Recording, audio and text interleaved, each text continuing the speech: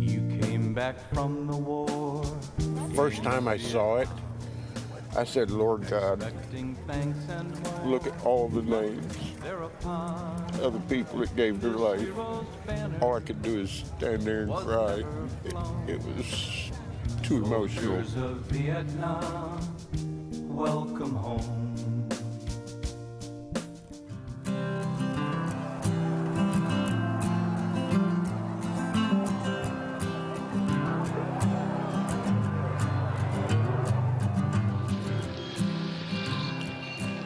The 1960s in America were marked by a period of social unrest.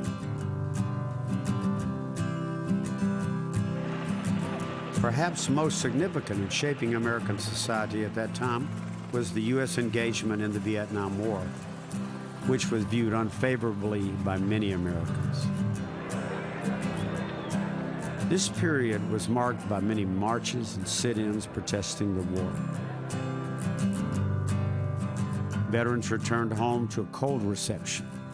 A Vietnam vet in uniform was more likely to be shunned than to be treated as a hero. You had to basically live through the 60s to understand them. I don't think the 60s ended until about 1975. It was a totally different climate. And there were riots here at home. There was a lot of anti-war protest. When I flew back from Vietnam, we were met by war protesters, but they had signs that I'd rather not say what they said, calling us about everything you could call, and they were hitting us with signs, and they were spitting on us. And that was quite a shock. I didn't expect Johnny come marching home, but I didn't expect that either.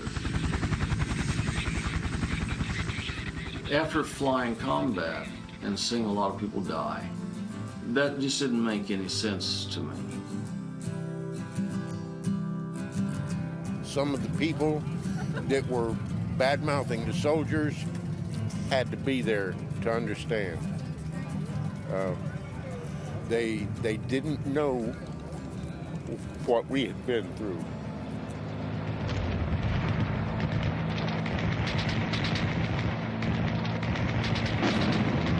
This is Waldo receiving fire on the western side of the LC.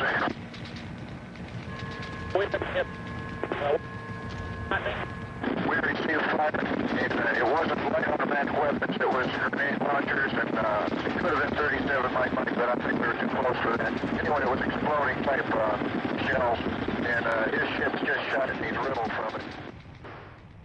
We've been hit. I really thought that was the last words I would ever say. Mark Garrison, Vietnam helicopter pilot, 1968 to 1969, was one of approximately 3 million soldiers who served in Vietnam. Like so many other Vietnam vets, Mark returned from his tour of duty with PTSD, which he has struggled with ever since. The catalyst for Mark's healing, as for so many other Vietnam vets, was a visit to the Vietnam Veterans Memorial. As you were searching for my name today, I saw you standing there.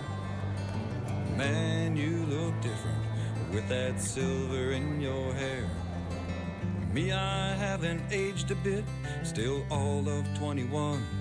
That's the thing about us spirits, we're forever young at the wall. Here at the wall. 35 years ago, the wall helped heal a divided nation. Now, one might wonder how the wall could still have such a large draw and powerful emotional impact. A wall that heals, a wall that touches, and helps you feel the faces of more than 50,000 names. Feel the wall. The basic purpose was acknowledgement and recognition. Acknowledgement of the service and sacrifice and recognition of the of the veterans. The idea for the memorial came from Jan Scruggs, who had served as infantryman. He was a high school graduate at the time, and then after the military, went to college and studied psychology and did research on the psychological readjustment of Vietnam veterans. And one of the conclusions is they did not return to a supportive societal atmosphere, which was a major factor in the dislocation and alienation that many were feeling.